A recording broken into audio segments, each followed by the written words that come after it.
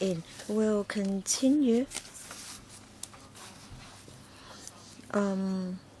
with our scrutiny of the bill. This is the 8th meeting of the Bills Committee. And last time we were on page 67. And I think we'll start, or we'll continue soon. 好，咁啊歡迎有關官員咧就係。So may I welcome the officials. Last time we stopped at page 67. I wonder if everybody is ready.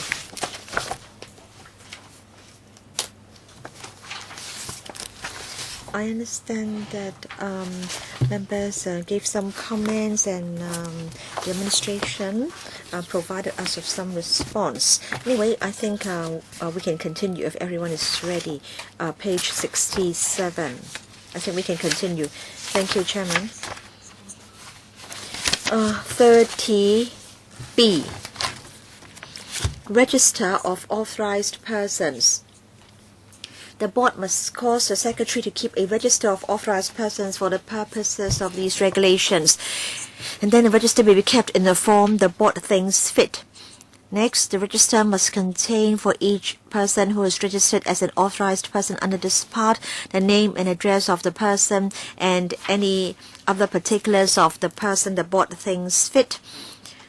Next, the board may amend the register as to the name, address, or any other particulars relating to an authorized person whose name appears in the register on being satisfied that the amendment is necessary for preserving the accuracy of the register. And then 5, the secretary must make the register available for inspection by the public free of charge at the office of the secretary during normal office hours. And then 30C, a person who satisfies the requirements specified in para 2 may apply to the committee for registration as an authorized person. Then 2, the requirements are that the person is a registered pharmacist or holds a qualification awarded on completion of a course recognized by the committee.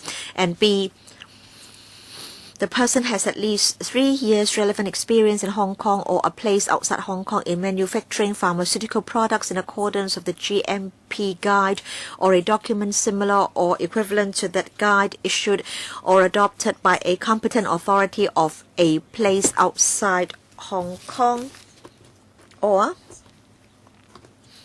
meets any other criteria the committee may specify. And then 3, the application must be in the specified form. And 4, the committee may require the applicant to provide any information or document that the committee considers reasonably necessary for determining the application. And then 30D, registration as authorized person. The committee must decide whether to grant or refuse an application for registration made under Regulation 30C. The committee may grant an application on being satisfied that the applicant is the fit and proper person to be registered as an authorized person. Then 3, a registration under this regulation is subject to any conditions the committee thinks fit to impose.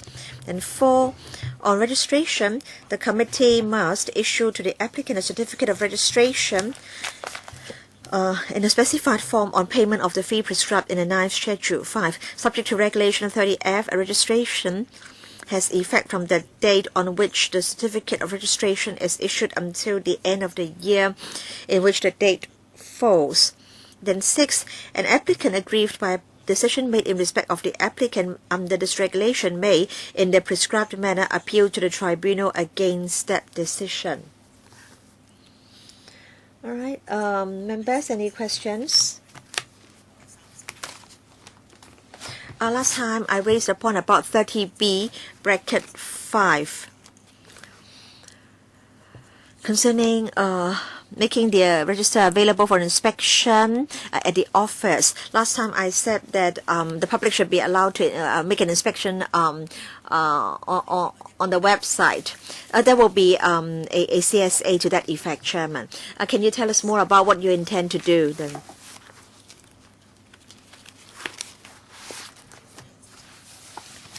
So is it that all the information will be available on the website?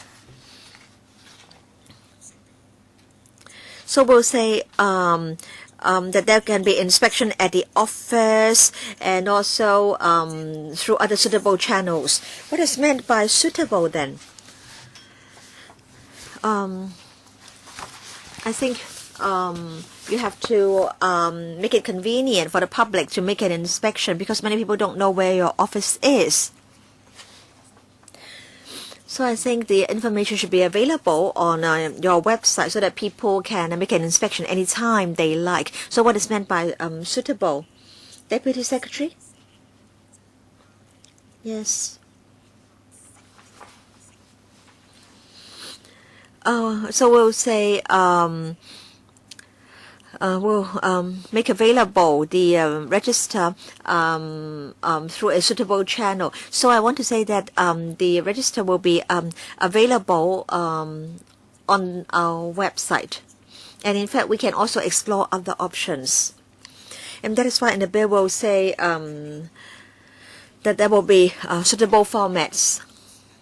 Because it is said in 30B5 that the public can inspect the register free of charge at the office during normal office hours. So under clause 21, we will amend 30B5. So we'll say that the secretary must make the register available for inspection by the public free of charge through suitable channels apart from inspection at the office of the secretary during normal office hours. So that will include having the register available on the internet. Of course, that will be one of the options. But then the wording will be something like suitable channels. So what do you mean by suitable channels? Because if we merely specify the website, then we won't be able to pursue other options.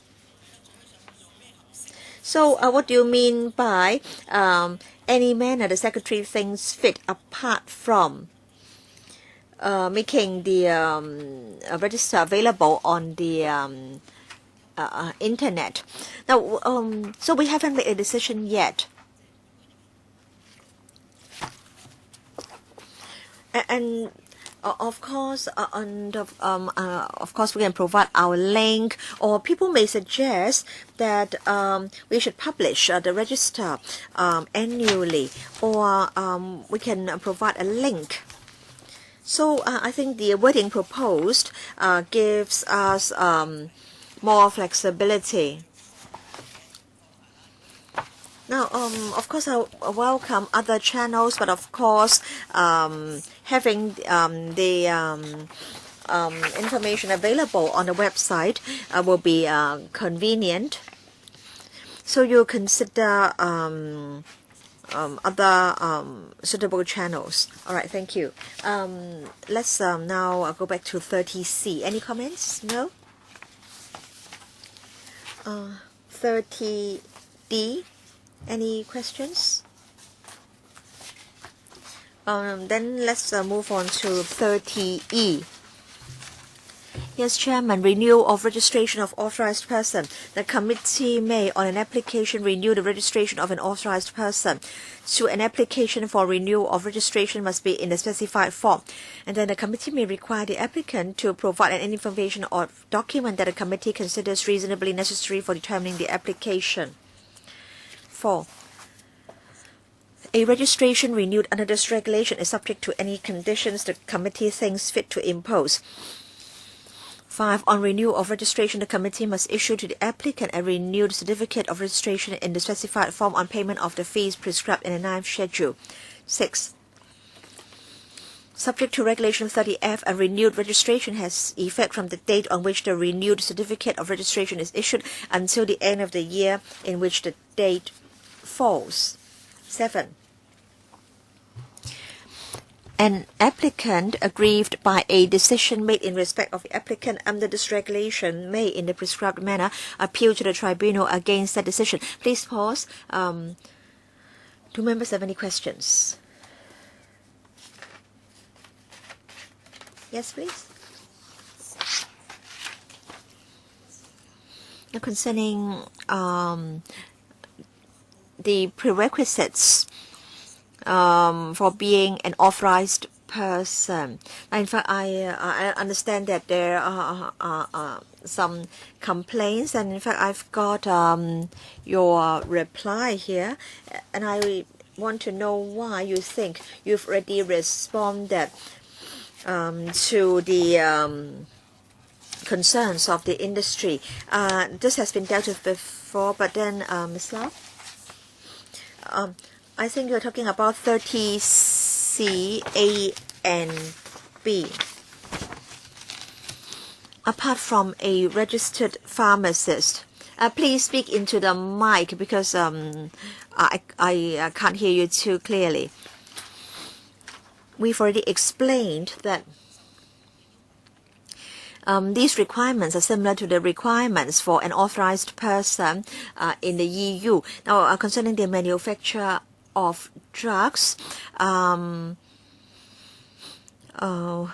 pharmacists and other expertise are required.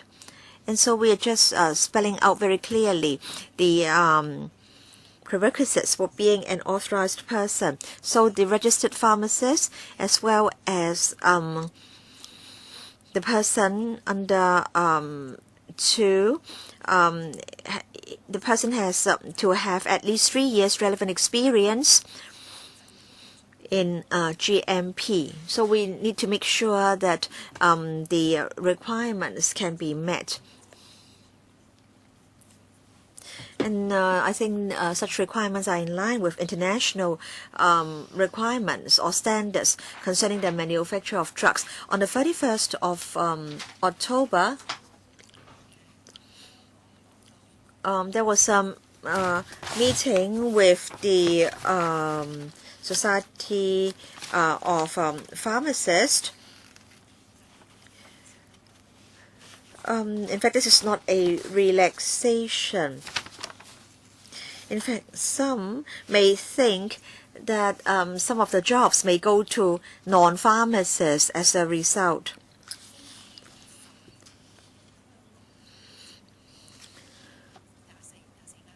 But then there are only 24 companies which require authorized persons, and also in Hong Kong we have a shortage of pharmacists, and so there shouldn't be too much impact on the profession. But has the profession been convinced by you? I think a letter has been received from them, and they have also talked about authorized person. Well, Chairman, you are more familiar with this than me. For this issue, we have discussed it for a long time. We have been talking about it since the first meeting. 1 or 2 members of the profession are dissatisfied with this, but the government has given us a reply. If you want to weigh it, I think everybody know what the situation is like, but there are only 1 or 2 members that are dissatisfied. Now we are talking about this particular provision, and if you think the government is not doing a right thing by drafting it this way, maybe you can consider moving your own CSA. Then if there's no other questions, then let's move on to 30F. Cancellation or suspension, etc., of registration as a registered person. A. The committee may exercise any one or more of the following powers in any of the circumstances specified in paragraph 2 in respect of a person registered as an authorized person under this part. A. Cancel the registration. B. Suspend the registration for a period specified by the committee. C. Issue a warning letter to the person. D. Vary a condition of the registration imposed under regulation 30D bracket 3 or 30E bracket 4. Page 69. 2. The circumstances are A. That the committee is satisfied that the person is no longer a fit and proper person to be registered as an authorized person. B. That in the committee's opinion, the person has contravened 1. A condition of the registration, or 2. Any of these regulations or a code of practice applicable to the person as an authorized person. Or C. That the person has been convicted of 1. An offense under the ordinance or any of the regulations made under Section 29, the Dangerous Drugs Ordinance Cap 134, the Antibiotics Ordinance Cap 137, or the Undesirable Medical Advertisements Ordinance Cap 231, or 2. An offense under Section 52, 54, or 61 of the Public Health and Municipal Services Ordinance Cap 132, or Section 7, 7A, or 9 of the Trade Descriptions Ordinance Cap 362. 3. The committee may, subject to any conditions it thinks fit, to impose, suspend for a period not exceeding 3 years, suspension period, the operation of a decision made under paragraph 1A or B, so that the decision takes effect only if a condition so imposed is contravened during the suspension period, and in the case of such a contravention, the decision takes effect on the date specified by the committee, having regard to all the circumstances of the case. Any questions concerning this clause? This is about the suspension period. Okay, if there are no questions, then let's move on. Page 70. Thank you, Chairman. Subclause 4. The committee must cause the secretary to A. As soon as practicable after cancelling a person's registration under paragraph 1A, remove the entries relating to the person from the register of authorized persons, or B. As soon as practicable after suspending a person's registration under paragraph 1B, remove the entries relating to the person from the register of authorized persons and restore those entries to the register as soon as practicable after the period of suspension expires.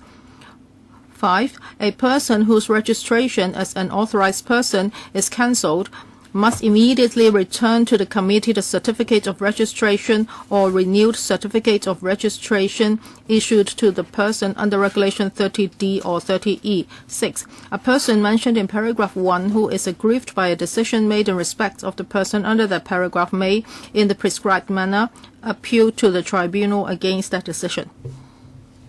Any questions concerning this part? No questions. Page 71. 31. With regard to clause 31, for the title will add licensed, so it will become labeling by licensed manufacturers. Subclause 1, subject to paragraph 4, a licensed manufacturer shall label for or cause to be labeled the container of each pharmaceutical product with the following particulars. A and B, no amendments. C, the name and address of the manufacturer. D, the number of the certificate of drug product registration or the provisional certificate of drug product registration of the pharmaceutical product issued by the board. And we will add E here, the batch number of the pharmaceutical product, and F, the expiry date of the pharmaceutical product. Let's go on. Page 72. Under 2B2, in the case of a pharmaceutical product which is in pill, capsule, tablets of similar article, either the percentage or quantity of the substance or substances comprising or forming parts of the pills, capsules, tablets, or similar articles, or the quantity of each constituent or ingredient in each pill, capsule, tablet, or article. Then we will add C, batch number. In relation to a pharmaceutical product means a unique combination of numbers, letters, or other symbols from which one, the batch or lot to which the product belongs can be identified, and two, the production and distribution history of the product can be determined. D, expiry date. In relation to a pharmaceutical product means the date determined on the basis of the product specifications registered under Regulation 36(3)(a)(2) by the manufacturer as the date after which the product should not be used, assuming that the product is stored under conditions suitable to the product.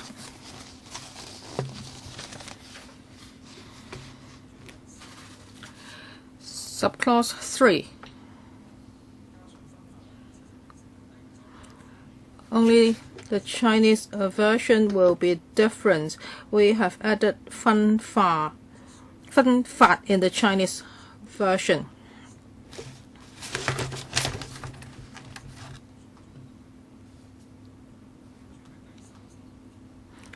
Clause 32. Manufacturing workers not to infect products. We've added the word license, so it becomes a licensed manufacturer must take adequate steps to ensure that every person engaged in the manufacturing of pharmaceutical products does not contaminate or infect such products.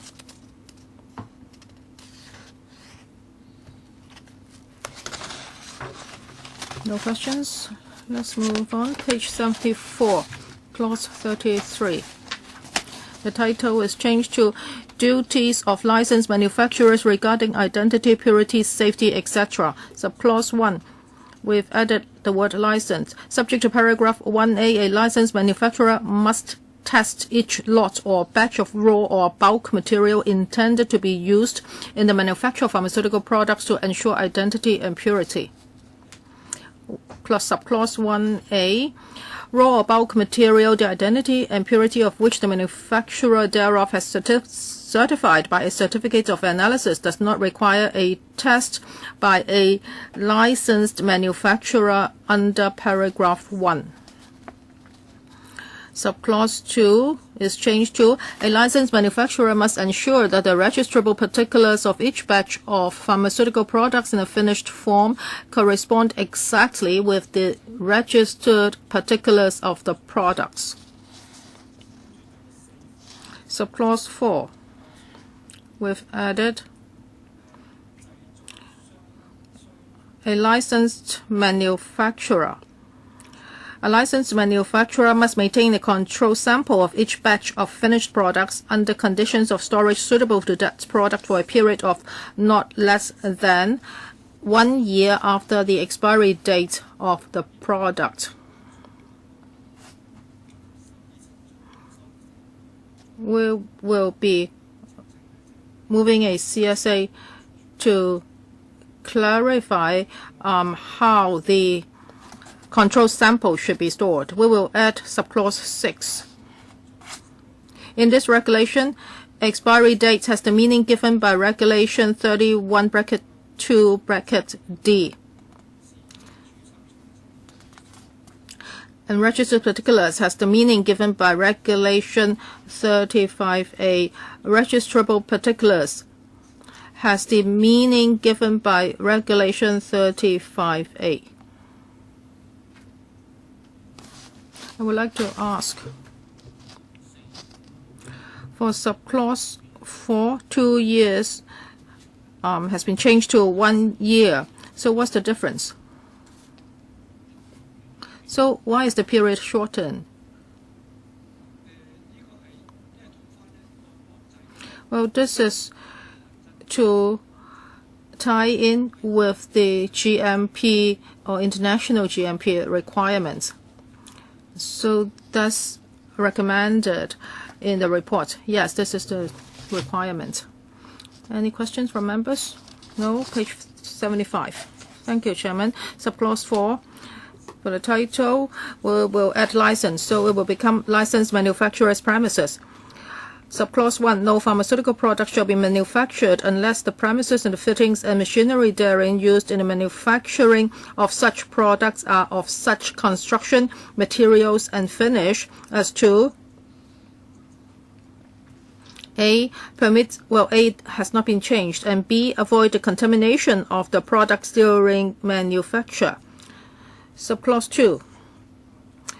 The word packing has been deleted. Then it will become all premises used in the manufacturing, testing, and dispatch of pharmaceutical products shall be subject to the conditions of A and B. And for subclause 5, the enclosed area referred to in paragraph 4 shall be separate from the areas used for the manufacture of other pharmaceutical products. So why do you delete packing from subclause 2?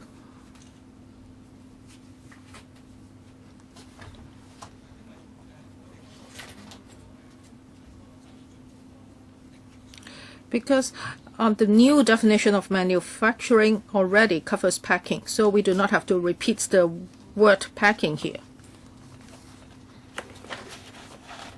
So at the beginning,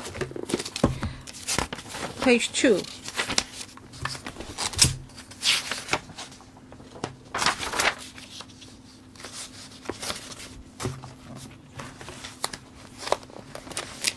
Page 2, under manufacture, it already covers packing.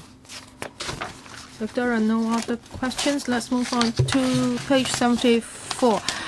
Clause 35, we've also added license. Now it becomes a records to be kept by licensed manufacturers. Subclause 1, we also add license. So it becomes a licensed manufacturer must maintain adequate records in respect of each pharmaceutical product prepared by him. A to G, there's no change. As for subclause 2, a record showing the matters mentioned in paragraph 1A, B, D, E, or G must be completed when the manufacturing process or test concerned is being carried out.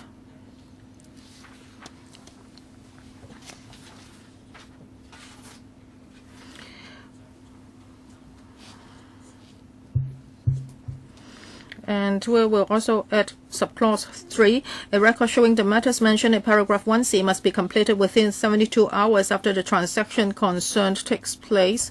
Subclause 4. For the purposes of paragraph 1F, A record showing a complaint must be completed within 72 hours after the complaint is received by the licensed manufacturer, and B, a record showing an action taken in respect of a complaint must be completed within 72 hours after the action is taken.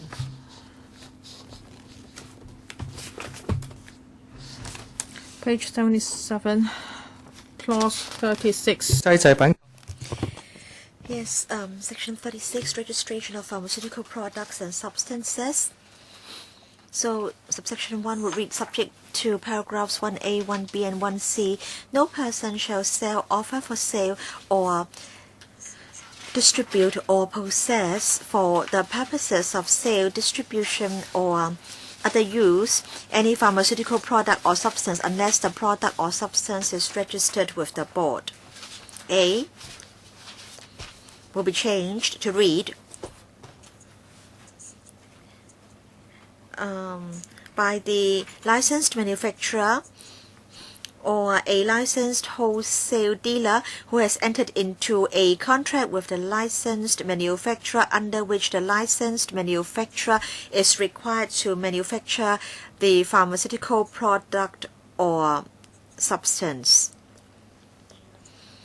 Then B will be changed to read by a person referred to in section 28A1 or 3 who imports the pharmaceutical product or substance into Hong Kong if the pharmaceutical product or substance is manufactured outside Hong Kong. Or C, by the local branch, subsidiary, representative, agent, or distributor of a manufacturer outside Hong Kong. Then 1A,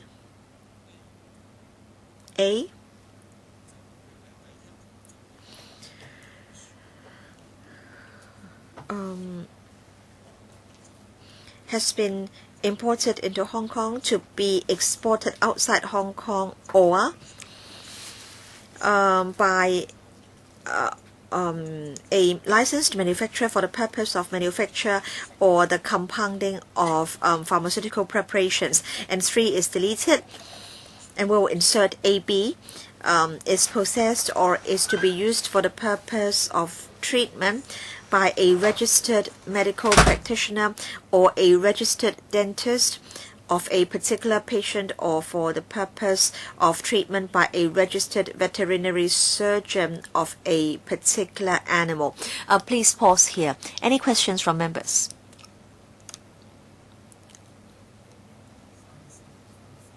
Last time we discussed fun seal and fun fat. I want to know the difference between the two. The Chinese version. In fact, we've changed to fun fat from fun seal. I think it's just a drafting point. And then a new AB, registered medical practitioner and registered dentist.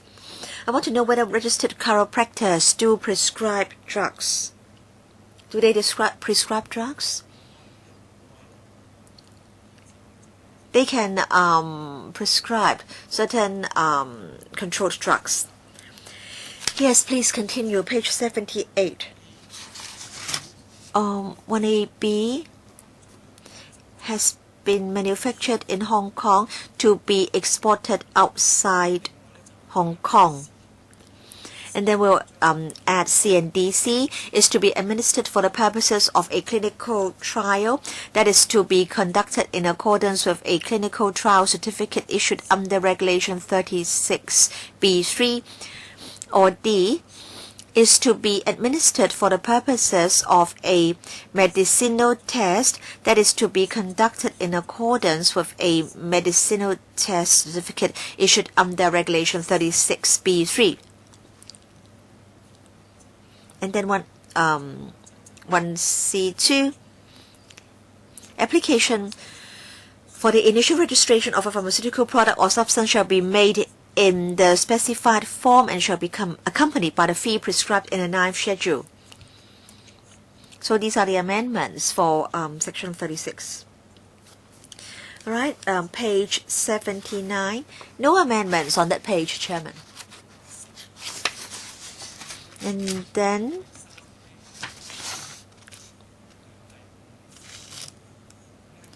subsection 5. The committee may, subject to any conditions it thinks fit to impose, register a pharmaceutical product or substance by issuing to the applicant a registration certificate in the specified form, and the certificate is valid for a period of 5 years from the date of registration on payment of the fee prescribed in the 9th schedule.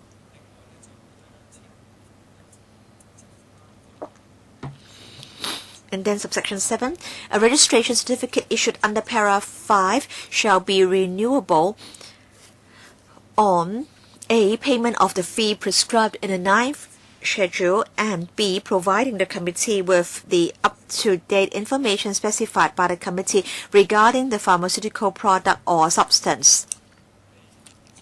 And then 7A and 7B. 7A, a registration certificate issued under paragraph 5 shall be renewable or rather a renewal under paragraph 7 is subject to any conditions the committee thinks fit to impose. And then 7B, the committee may vary a condition imposed under paragraph 5 or 7A if it thinks fit to do so. And then 8, the committee may deregister a pharmaceutical product or substance, suspend the registration of a pharmaceutical product or substance for a period specified by the committee, or issue a warning letter to the holder of a registration certificate if it is of the opinion that a condition of registration is contravened, or if it considers it to be in the public interest to do so. Then 9, any applicant or holder of a registration certificate aggrieved by decision of the committee under this regulation may, in the prescribed manner, appeal to the tribunal against that decision.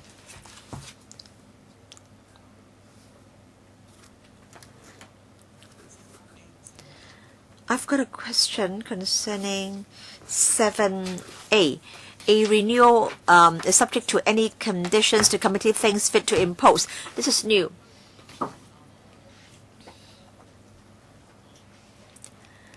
So are there views that the committee may impose a lot of conditions and as a result a renewal of the license is not possible? And this is mainly for public interest. Right, I think we can continue. 36B, page 81, clinical trials and medicinal tests.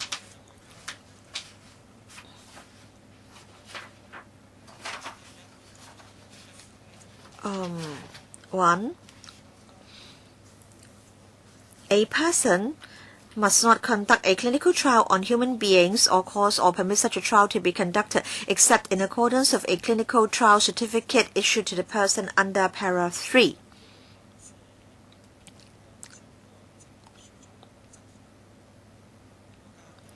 Then 1A, new 1A, a person must not conduct a medicinal test on animals or cause or permit such a test to be conducted except in accordance with a medicinal test issued certificate issued to the person under para 3. And then 1B, a person who contravenes para 1 or 1A commits an offense and is liable to a fine at level 2.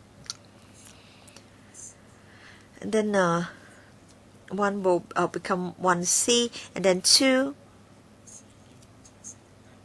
a copy of the protocol for the trial or test shall accompany the application. Then 3, the committee may, subject to any conditions it thinks fit to impose, issue a clinical trial certificate or medicinal test certificate in a specified form, and the certificate is valid for a period not exceeding 5 years on payment of the fee prescribed in the 9th schedule. All right, any questions? Now concerning views from the sector about whether it should be 2 years or 5 years, I understand that some in the industry agree, some do not agree. So do members have any questions? Thank you, Chairman. In fact, last time when we met the industry, we explained that 5 years would mean more flexibility for the clinical test because 2 years is really a relatively short period. And in fact, a progress report has to be made available from time to time. And so a report has to be submitted after the first year, and if it's for a 2-year period, then a few years after a report has been submitted, renewal has to be sought. And in fact, for clinical trials, the requirements are extremely stringent and rigorous, and that's why we've amended 2 years to read 5 years.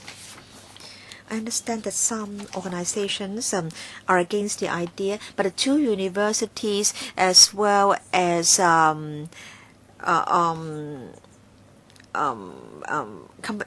pharmaceutical factories carrying out R&D have indicated that they support the idea. All right, next page. Yes, 36B. We have new 3A, B, C, D. 3A, the committee may vary a condition imposed under para 3 if it thinks fit to do so. 3B, the committee may cancel a clinical trial certificate or medicinal test certificate suspended for a period specified by the committee or issue a warning letter to the holder of the certificate if it is of the opinion that the holder of the certificate has contravened a condition of the certificate, or B, it considers it to be in the public interest to do so. And then 3C, if the committee refuses an application under para 1C, the committee must give the applicant a notice of refusal and state in the notice the reasons for refusal. Then 3D, if the committee decides to cancel or suspend a certificate under para 3B, the committee must give the holder of the certificate a notice of cancellation or suspension as the case may be and state in the notice the reasons for its decision.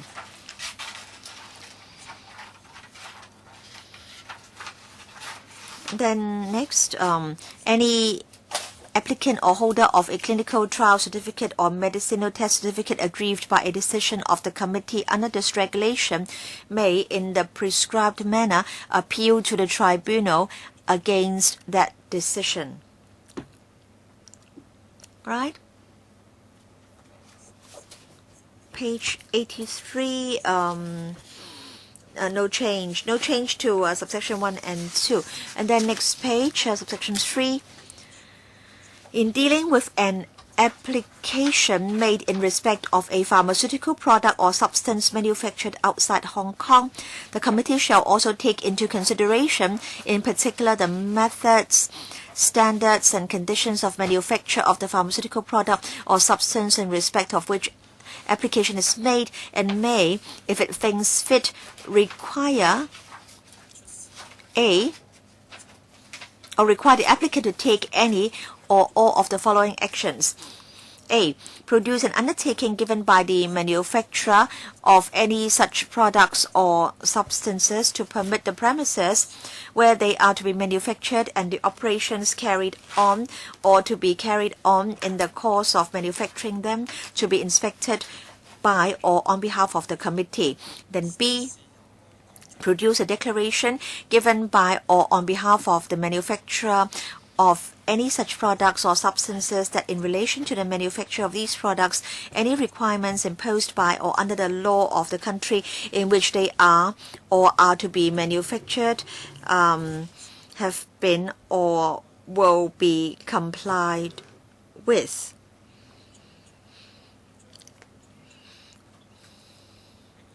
And will, at C, pay a fee determined by the committee as representing the expenditure incurred or likely to be incurred by or on behalf of the committee in carrying out an inspection mentioned in subparagraph A.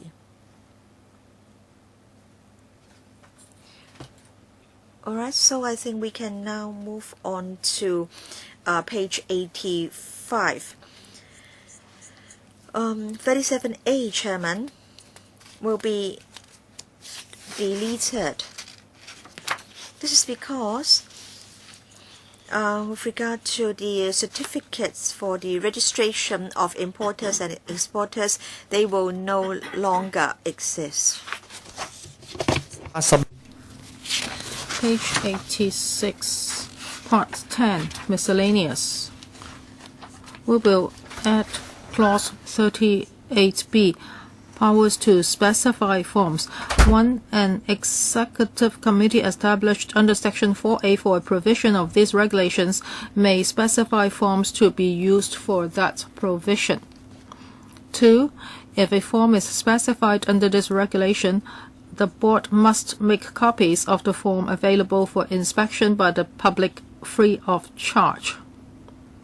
A. At the office of the Secretary during normal office hours, and B. in any other manner the board thinks fit.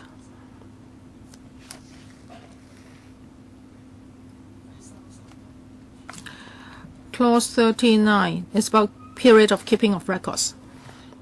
So Ms. Lau mentioned the website. Yes, the information will be available on the website. So this is also related to that question. Okay, please go on. Clause 39, period of keeping of records. Subclause D, books or other form of records and documents required to be kept or retained by licensed wholesale dealers or licensed manufacturers under Regulation 28. And E, all records and documents required to be kept or retained by licensed manufacturers under Regulation 35. and then shall be preserved by the authorized seller of poisons, licensed wholesale dealer, or licensed manufacturer, as the case may be, in the premises in which the transaction recorded took place.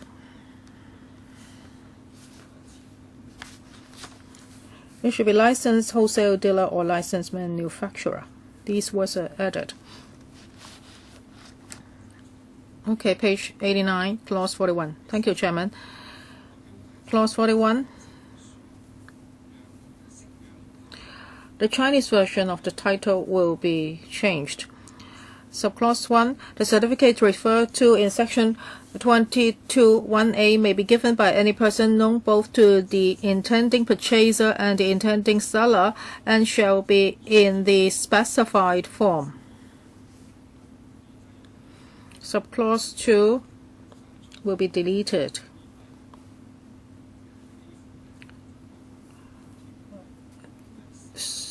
The Chinese version of 2A will be amended, but not the English version.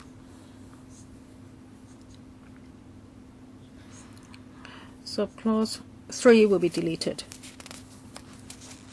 No change to subclause 4. Page 88, first schedule. First schedule. Before we go into first schedule, I remember previously there have been some amendments discussed. So will you tell us what kind of CSAs will be moved, Chairman? Well, because for some of the CSAs, they are related to the first schedule. So maybe we can start talking about the first schedule now. Yes, okay, let's go on with the scrutiny.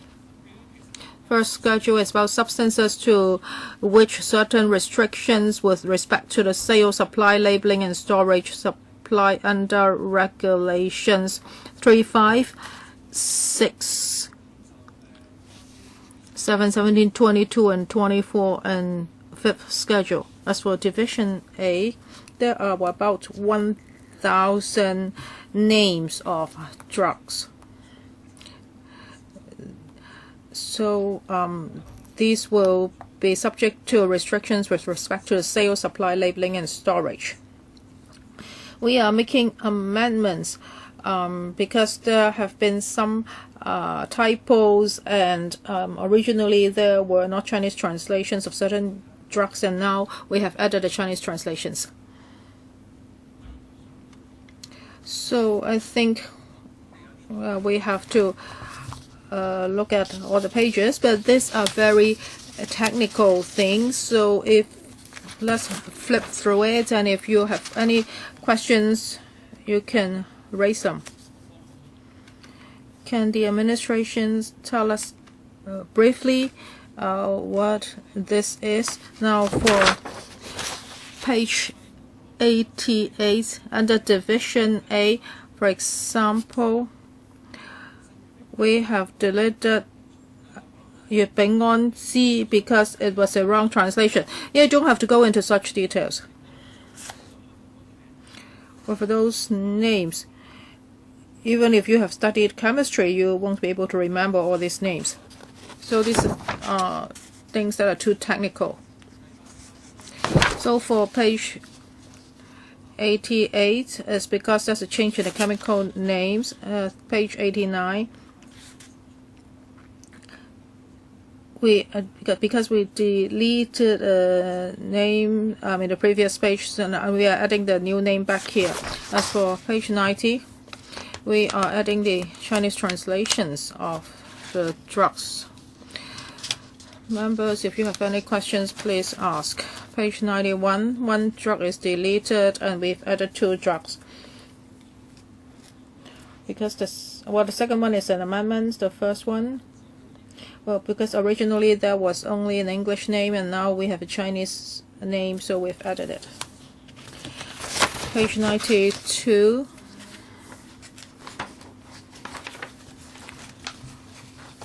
Some of the drugs didn't have Chinese translations. Now we have added the Chinese translations. We've added 其言類 after 格物定錯. It's just the Chinese translation. 93 is just change the name.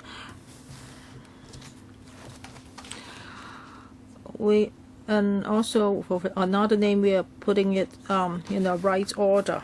94.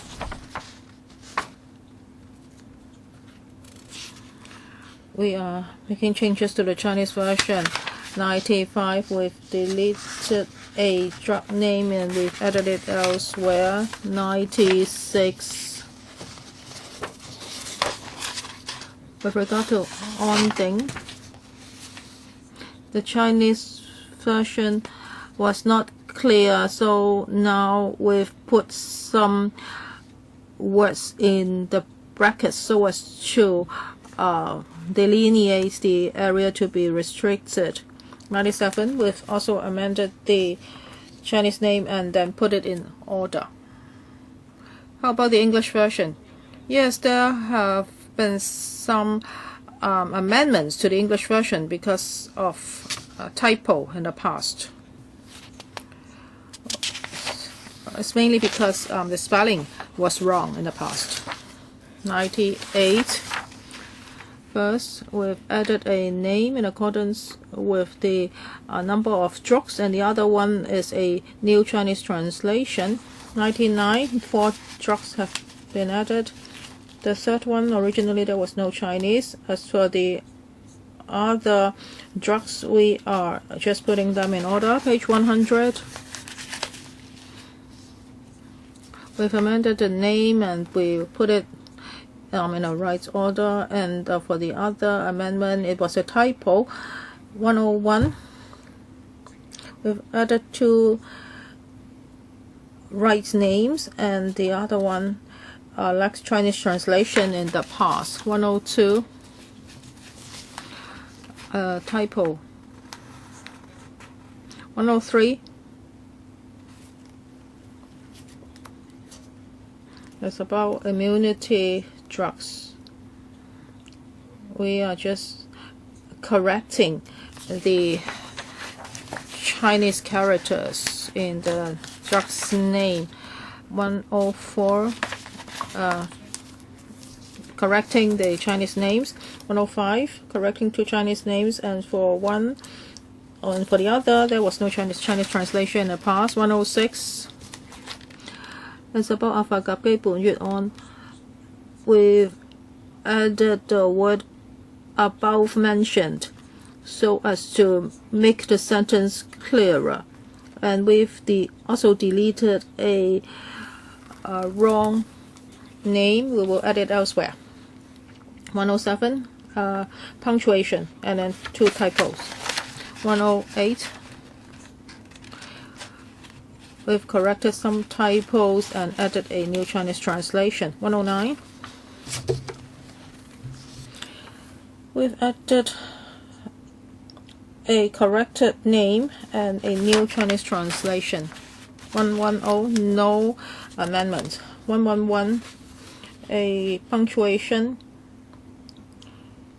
and we've deleted 1 drug name. We'll add it elsewhere. 112, correction of the Chinese name. 113, there was 1 typo and now it's corrected, and we've also corrected another drug's name. 114, correcting Chinese names and adding new Chinese translations. 115, we've added a Chinese name in accordance with the number of strokes. 116, correcting typos, adding 1 Chinese names. 117, adding the new Chinese translation of drugs. 118, we've deleted 1 item and it has been added elsewhere. 119, no amendments. 120, correcting 2 names and adding a new Chinese translation. 121, no amendment. 122, we have deleted a wrong name and we've added the correct name elsewhere. 123, we've amended 4 names and added a new Chinese translation. 124, no amendments. 125,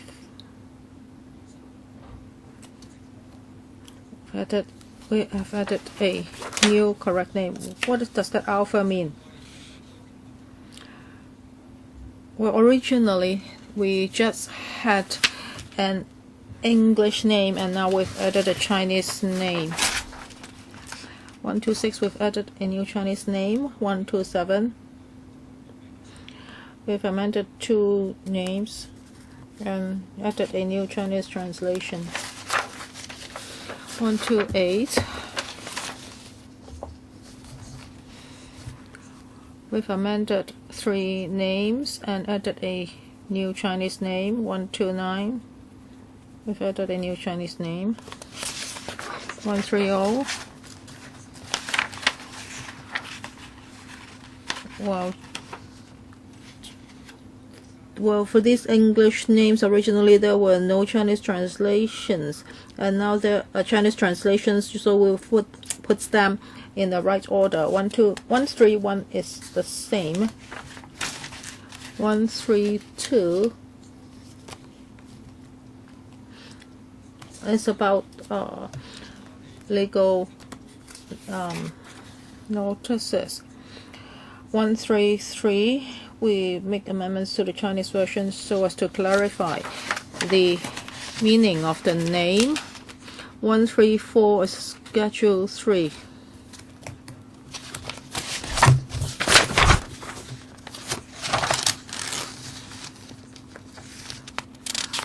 This is a list of drugs concerning doctors and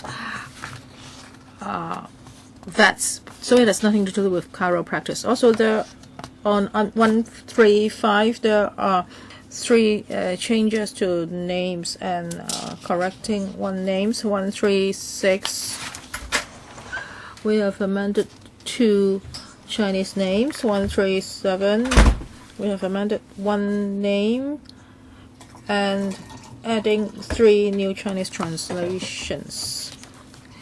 138, correcting 1 drug name. 139,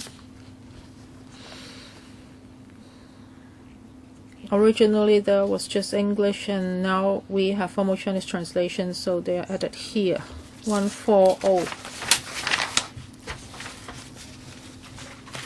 well, there were several drugs that were misplaced, and now we are putting them in the right order in accordance with the list of poisons. And also one of the drug name is further clarified by adding words in brackets.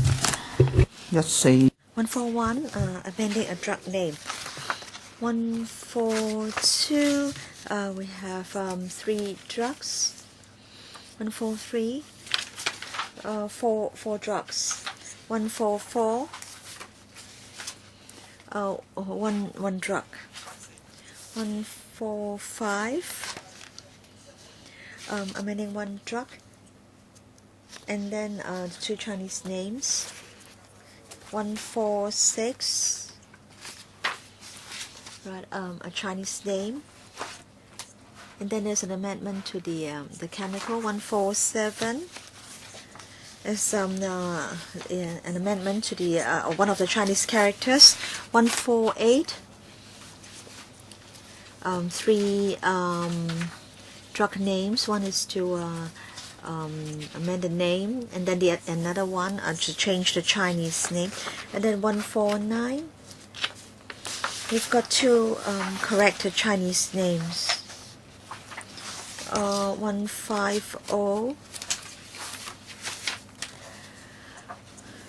So we've changed the two names. 151, one correct name, and then four Chinese names. 152 to amend a drug name and to include two Chinese names. 153, one drug name, and then the Chinese name.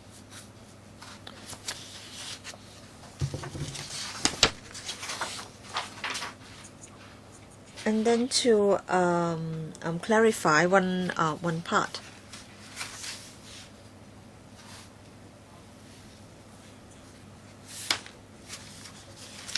Uh, 153, the last line. We have the derivative, and we've amended the Chinese version. 154 is to get we've deleted one item, and then we've got two items of the correct names. And then 155, again we've put one of them in the right place, and then we've changed the name. 156, no amendment. 157, a few amendments to change the English names to Chinese, and then there are 3 amendments.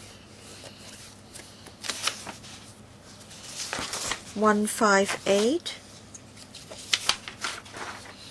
to include the correct name of one drug. 159,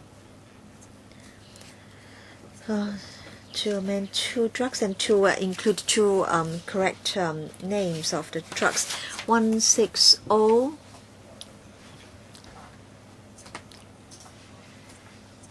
alpha. It should be alpha, not A. And then 2 correct names, and we've deleted 2 wrong names. And 161. And so it is to put it in the right place. And then 162, a correct name. 163, we've amended 1 name, and we've also included the correct name of a drug. 164, as an amendment to a punctuation mark. 165, 2 wrong names deleted. Then we've got a correct name.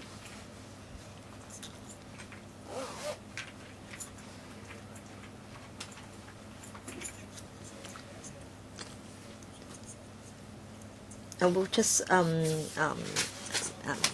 correct it. And then 166, 2 correct names of the drugs, and then we've also deleted a wrong name.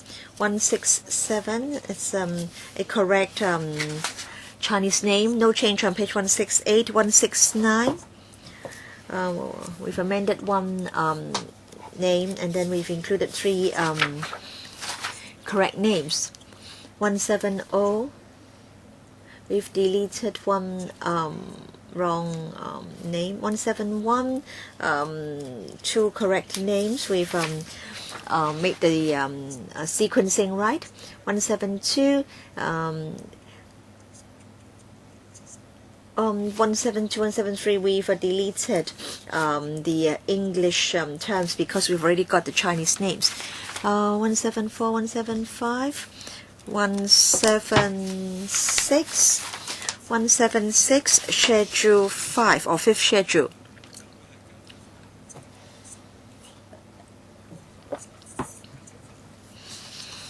So that's 15. And the title is Text Prescribed by Regulation 15 for purposes of Section 27C or CA. Anything else? And then page 177, 177, no change. 178, to include 12 12 and 13. 12 to be labeled with the text prescription drug, medicine containing a poison included in the 3rd schedule. And then 13 to be labeled with the text drug under supervised sales, medicine containing a poison included in part 1 of the poisons list but not containing a poison included in the 3rd schedule.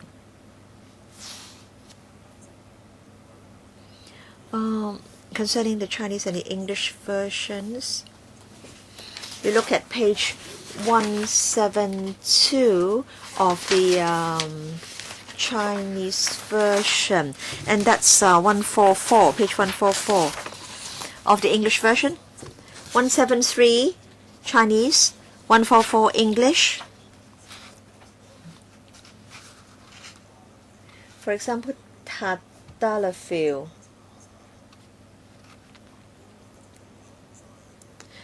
Well, why is it that the Chinese versions are deleted? Because for the Chinese we arrange according to the number of strokes, but then for the English version it's according to the alphabetical order. So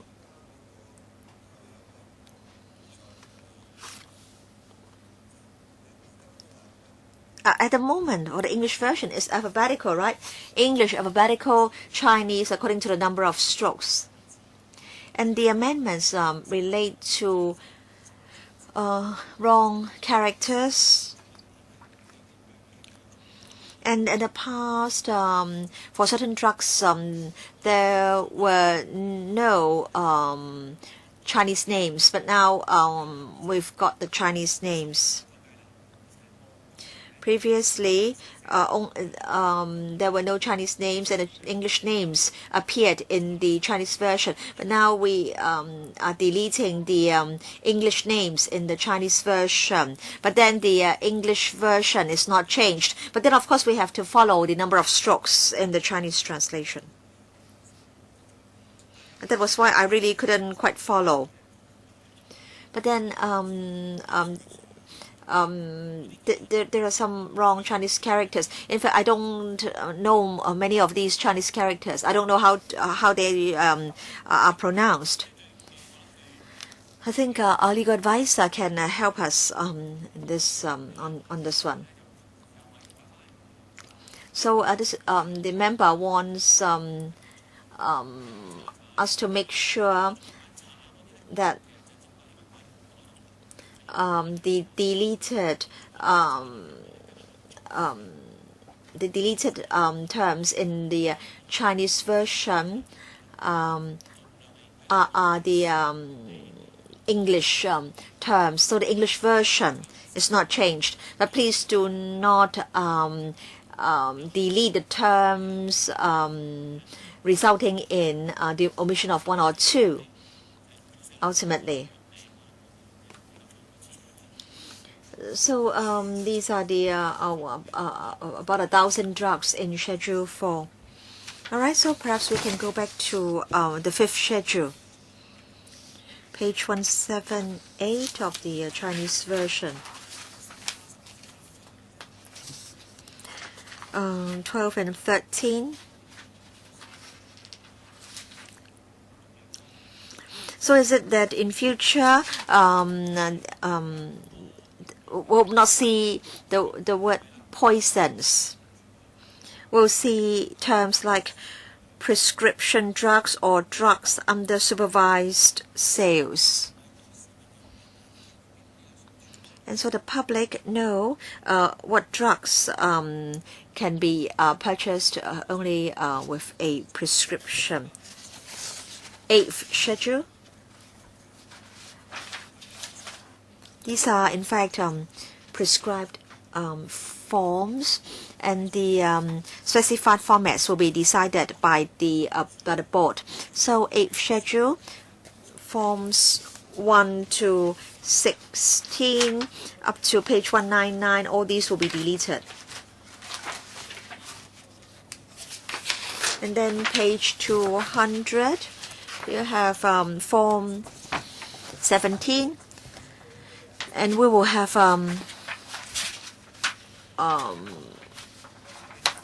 a new form 17,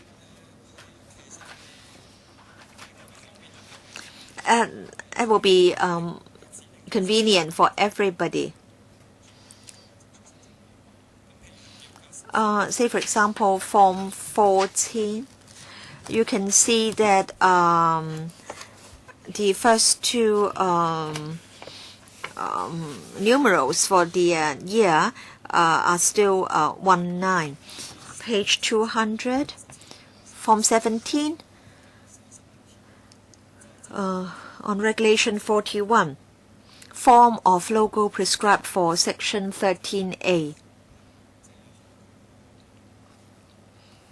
In other words, the logo displayed by a pharmacy, we will no longer prescribe the measurements. So the industry supports the idea, right? So they only need to display the logo, and the measurements will no longer be controlled. But then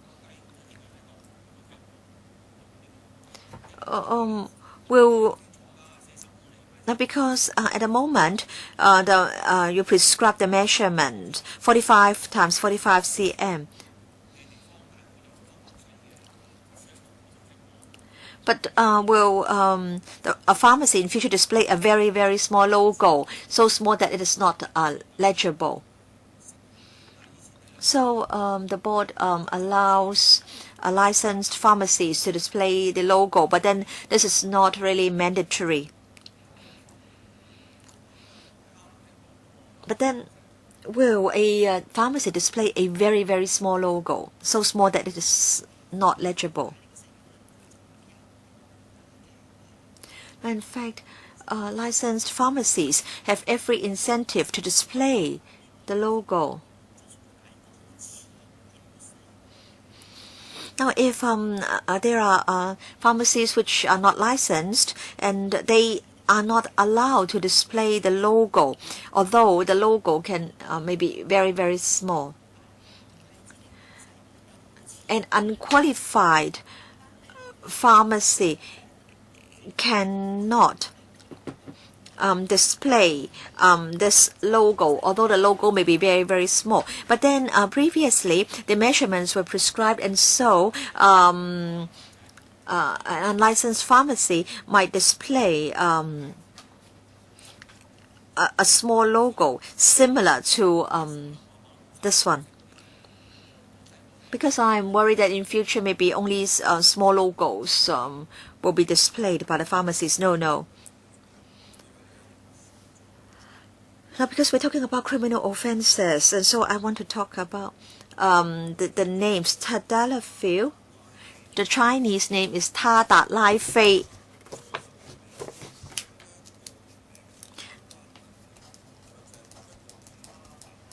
So I want to know whether there is only one Chinese name for Tadalafil. What if the Chinese translation I use is similar, Ta Dat Lai Fei instead of Ta Dat Lai Fei? Or is it a criminal offense if I use the Chinese term Ta Dat Lai Fei, since this can't be found in the schedule? All right. Now, because for the same drug, there may be different Chinese translations for Hong Kong, Taiwan, and the mainland. Well, in the past, there was less argument because you just had the English name Tadalafil, but now you have a Chinese translation, so it's just a transliteration. What if the transliteration is different? In the past, well, most of the drugs also had both Chinese and English names. Now, some more drugs names have been translated into Chinese, so that's why now they are making changes. Well, if the administration tells me there is absolutely no gray area, I would accept it. But I hope that in the record, it can show that I have asked this question. Well, for each drug, there should be a Chinese name and an English name. So once a new drug is added, we would add both the Chinese and English names. In the past, some of the drugs didn't have Chinese names. For different places, even the spelling of drugs may not be identical, but it is not a problem as long as the drug is tested and is proved to be the same drug. Then there won't be any confusions when it comes to law enforcement. Now you are using the name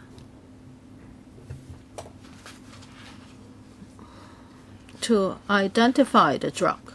You are not using a chemical formula.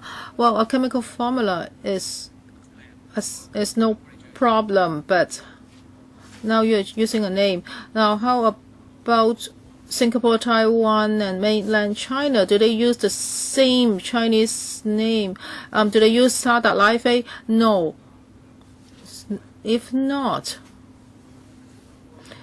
if in Singapore they use the Chinese name Tada Life and they cannot find this Chinese name in the list. And just now you said that as long as it is tadalafil after testing, then it's okay. But now you are using the name to regulate. And for the same chemical, there can be 3 names. But this is about criminal prosecution. So I would like to know whether there's a gray area. No, there's no gray area. The name doesn't matter because in other places the name may be different. But if it's registered in Hong Kong and Hong Kong's database, we use that name. And in the law, we can prosecute only using the Chinese name or the English name. So not all drugs have English names. And also in other places, the name or the translation of the drug's names can be different. So this has not caused any problem to us when it comes to prosecution. This is not a new piece of legislation. In the past, we haven't encountered any problem. As long as it's the drug. And also in the drug books or the medicine books, they would also state that a certain drug would have different names. So if it's a prescription drug and if it's sold without a doctor's prescription, then this ordinance can definitely capture that. Yes, I can accept that answer. Now, so you are doing this through the registration of the drug. At least in Hong Kong,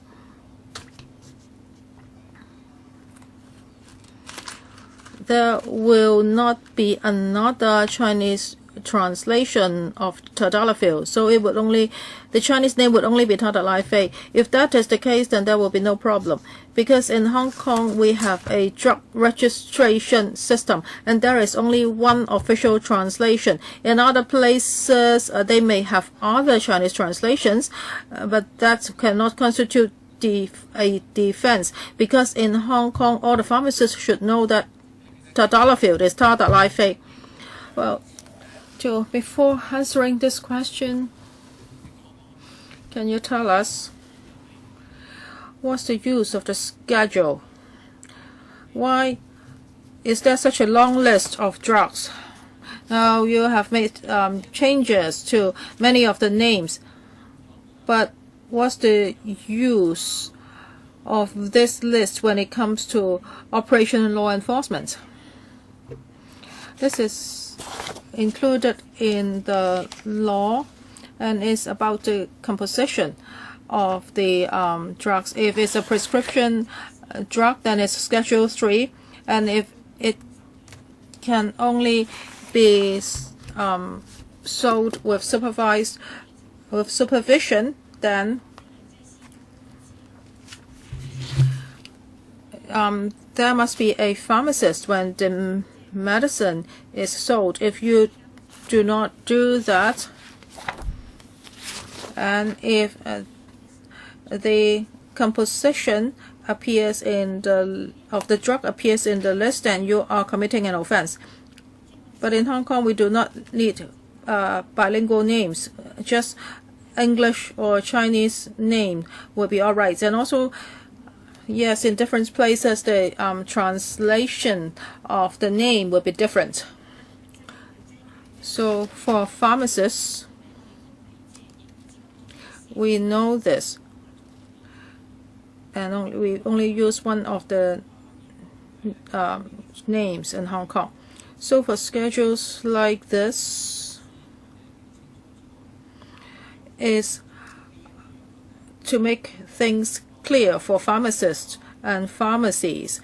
Then they will know these drugs are drugs under supervised sale, some others are prescription drugs, etc. Well, I don't even remember the name you cited. So that drug belongs to the category of prescription drugs, and the name is slightly, the Chinese name is slightly different. It doesn't have an impact on law enforcement, right? Yes. Well, for all the drugs in Hong Kong, they have to be registered. So when they are registered, they have to use the Hong Kong name. But this list is not for registration. Well, it's consistent because only a registered drug can become a prescription drug. Now, a drug can only be sold in Hong Kong after registration. Well, is it a drug under supervised sale or is it a prescription drug? We have to look at its composition. And when they come to register, they have to adhere to this list. They have to use the names on this list. So there's no problem with law enforcement. But the problem is, if the drug is not registered, no matter what name it uses, it's not right. And then we can sue the person saying that he's selling unregistered drug. So for the Chinese translation of drugs,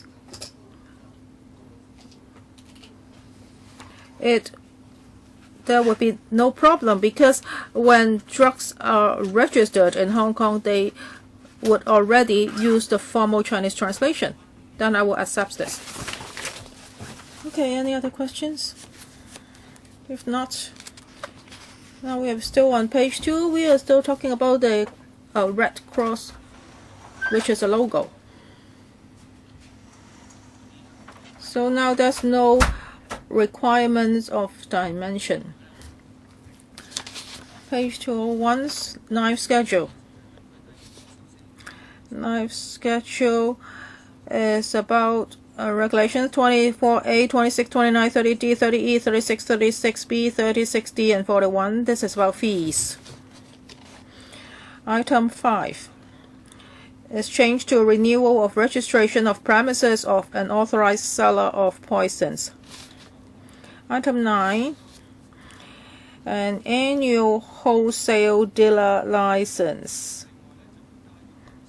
We will be adding 10A and 10B. 10A is certificate of registration of an authorized person. It's 1,420. 10B, renewed certificate of registration of an authorized person, 1,420.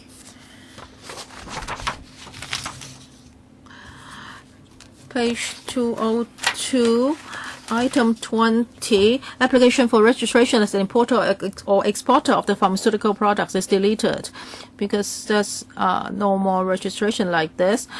And then we will be adding Schedule 10.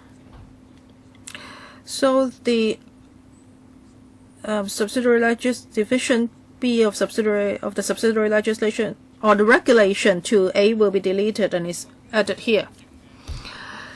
So all the names here have been corrected. This is related to what Mr. Allen said just now. Chinese and English names. But we do not just transport the names here. For Schedule 10 poisons list, if you look at the interpretation, there has been some amendments.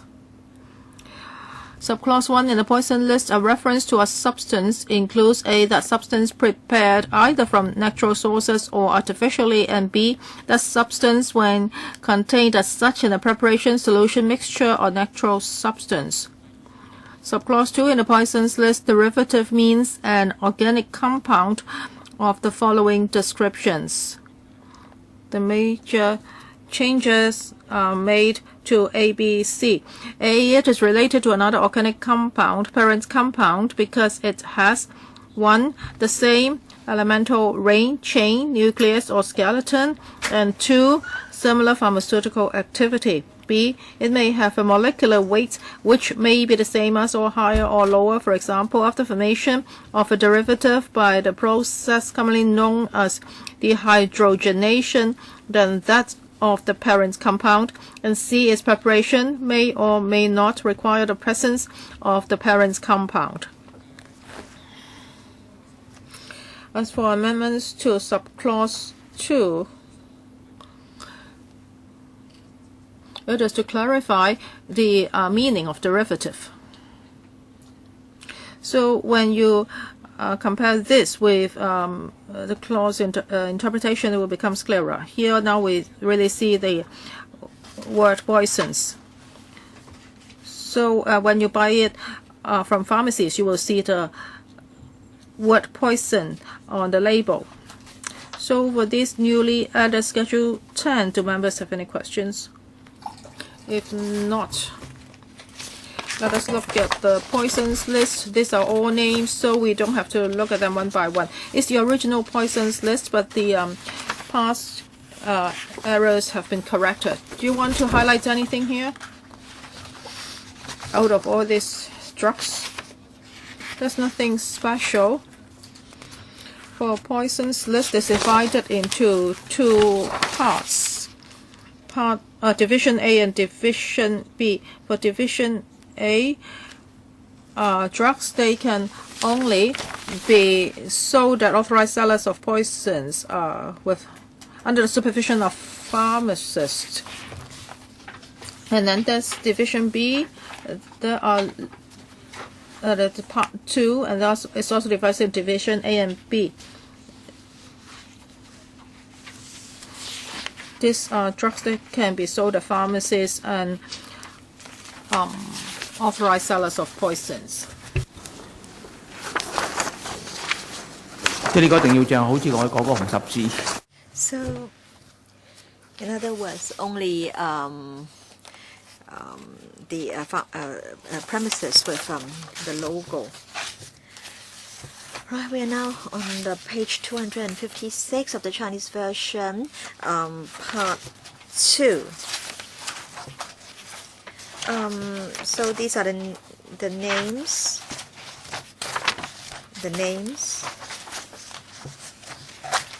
And then page 259B. All right, page 260. And that is to the lead CAP 138 subsidiary regulation B. Page 262.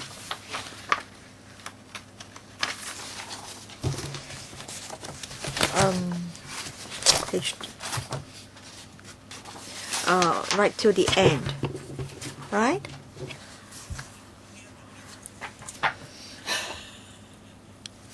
So we've completed clause by clause scrutiny. So can we now look at the CSAs?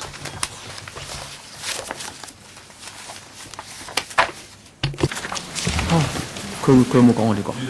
係我哋講完。係唔好意思。Mr. Wong Ting Kwong, Chairman.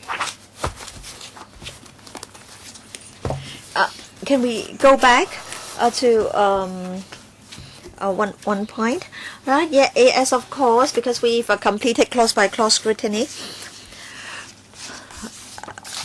I've received some comments from an association.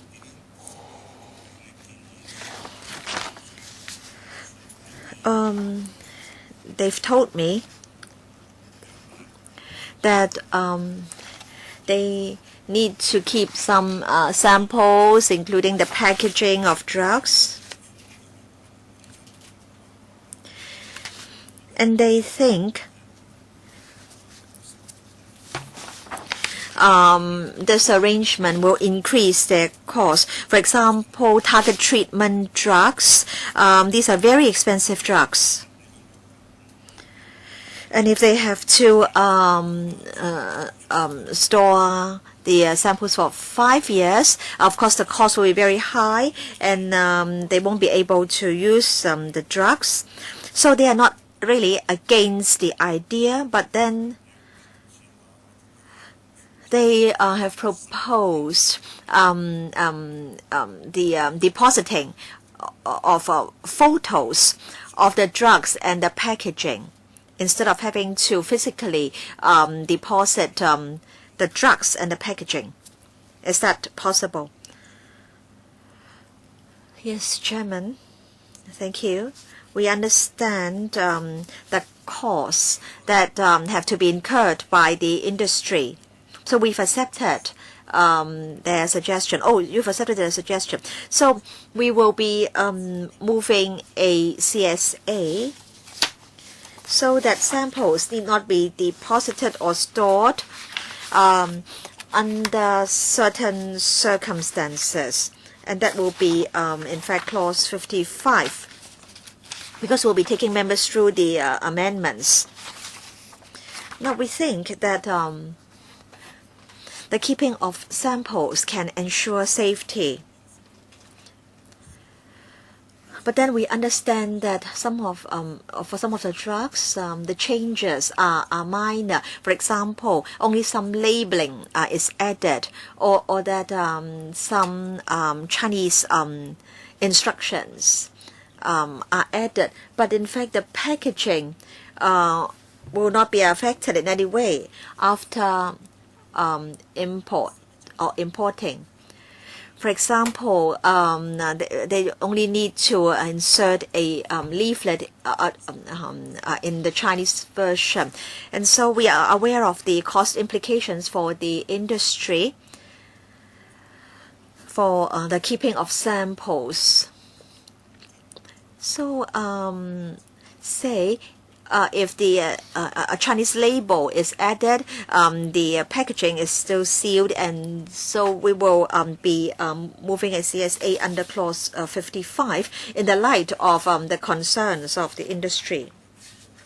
All right, so I will tell the industry that there will be changes. In fact, that's in fact page 6 of the paper on the CSAs. All right. Concerning the code of conduct, code of practice, in fact, that's 4B. All right. Members, any comments? Mr. Leung. Concerning the code of practice, have you written to the industry telling them that the code will be implemented in January?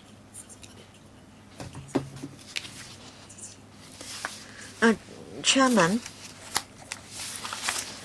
in fact, we gave an explanation several meetings ago. Authorized sellers of poisons, in fact, under the present licensing regime, they do need to comply with certain codes. And now we are proposing that the code be applied to other parties. We've set up a few working groups. The working group on ASPs is working on the revised code. And so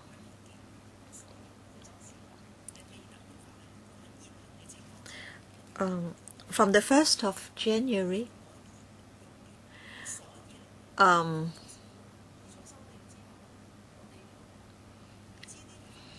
and of course, we don't know when this bill will be passed. And from 1st January onwards, the new code can be used based on the present legislation. In fact, that's already on our website. Yes, they know. They've received your letters. I think they have got a bit confused. At the moment, ASPs already have to comply with a code. So you are saying that the code has nothing to do with this bill, and so it can be implemented prior to the commencement of this bill. But then the industry feels that the bill has yet to be passed, and yet a code will come into effect on the 1st of January next year.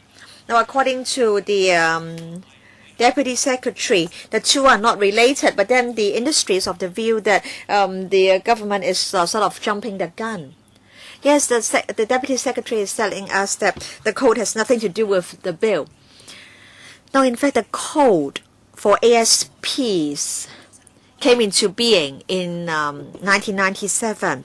In fact, it is one of the licensing conditions. In other words, if you want to get a license, you have to comply with the ASP, or rather, we have to comply with the ASP code.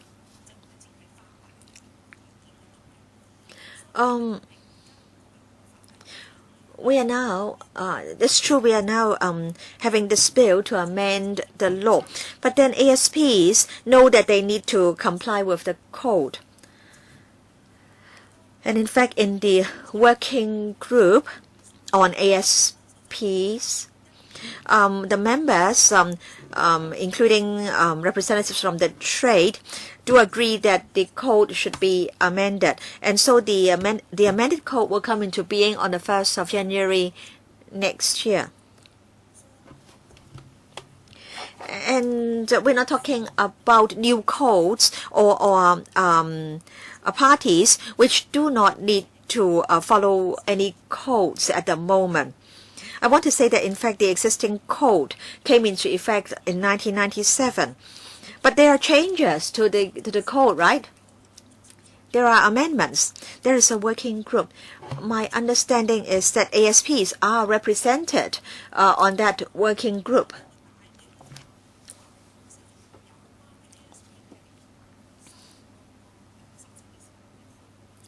Now, in fact, there are many ASP representatives sitting on the working group, and they were involved in the revision of the code. But then, is it possible to have a working group comprising representatives of all ASPs? I think we have discussed this. I think the industry is concerned about the content of the code. There are revisions. The code has been uploaded onto the website. The bill has yet to be passed, and yet the code will be implemented from the 1st of January next year. So my understanding is that the board will be allowed to revise the code. But I understand that some in this industry do not think that the board should have the power to amend the code. But of course, there is another concern, and that is the code will come into effect before the bill is passed. Yes, some are concerned about the powers of the board, whether it is representative enough. So this is another point, not about jumping the gun. But according to the Deputy Secretary, the code came into effect in 1997, and so there are some revisions now, and the revised code will be implemented from the 1st of January next year, right? Let me make myself clear. Now, the code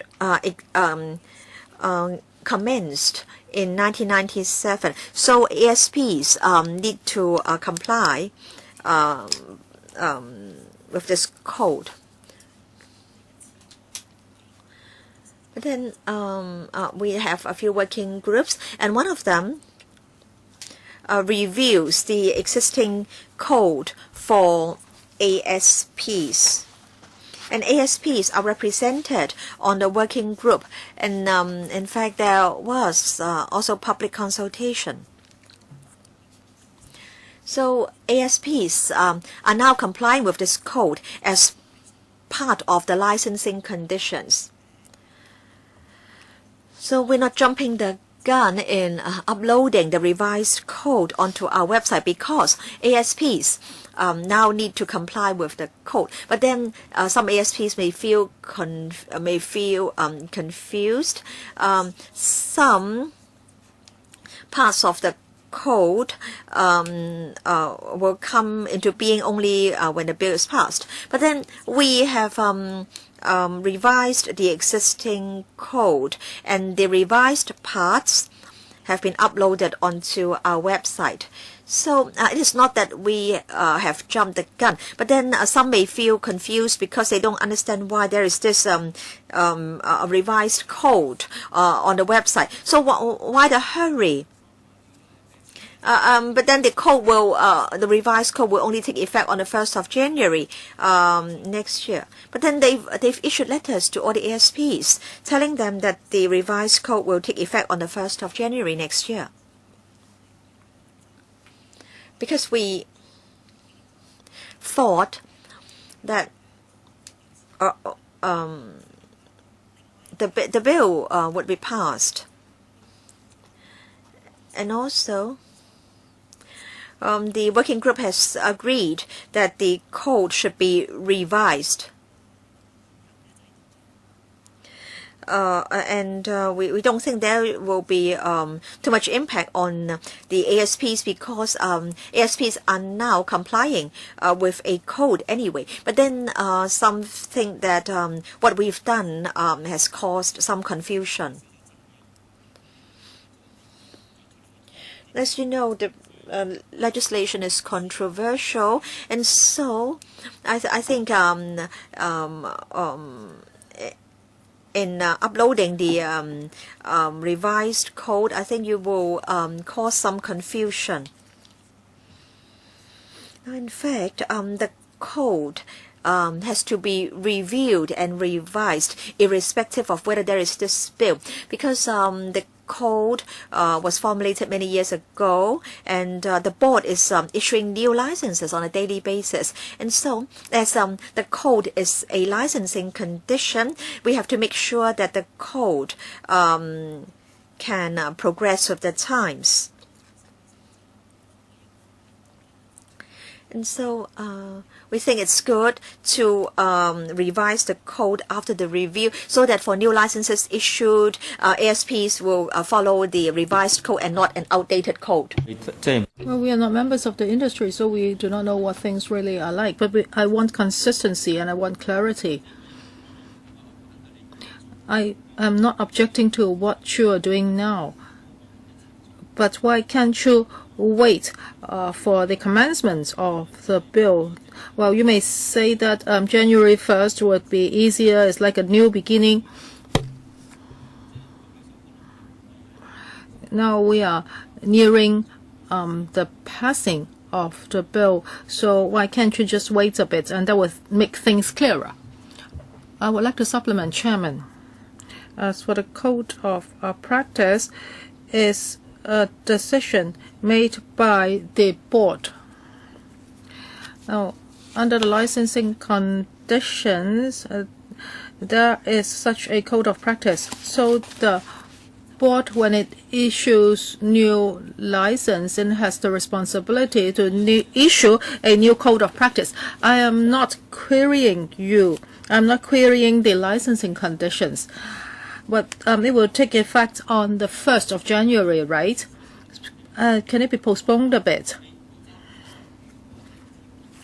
I think Mr. Leung is very concerned about the consistency, and some members of the industry may find it confusing if there are two commencement dates. Well, maybe the Deputy Secretary can talk to the board.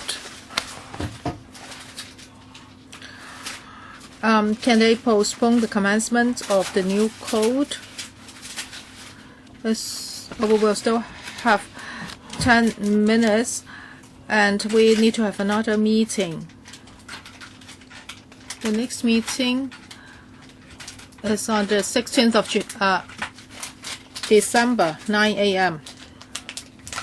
And we will also be looking at the government's proposed draft CSAs. If members are to move CSAs, is another issue. I think we just need 10 minutes to scrutinize the government's CSAs. And on the 21st of January, second reading will be resumed. Can the Deputy Secretary go back and think about Mr. Leung's proposal? Can you talk to the board? Maybe the code of practice does not have to take effect on the 1st of January. Then the industry won't feel so confused. Well, what Mr. Leung talked about is not directly related to this bill, but I hope you can consider it. So there was a review, and now we have an amendment bill, so that's why there are some confusions. Well, Chairman, we will have a electoral commission meeting at that time slot. I and Mr. Wong Ting Kwong will not be able to attend.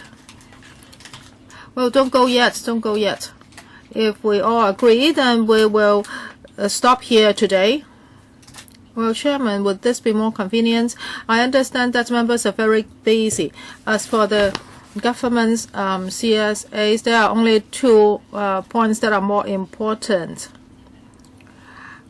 As for other amendments, it's just textual amendment. For example, using which Chinese writing of Chong. If we can finish this CSA today, then we don't need to have another meeting. The meeting should end at 6:45. I don't think we should rush like this. I believe another meeting is better because the second reading will only be resumed on the 21st of January. Well, because this may lead to some other discussions and it will become very lengthy. Let us end the meeting 8 minutes earlier, and then we will hold another meeting. Thank you. 唔該晒，唔該晒。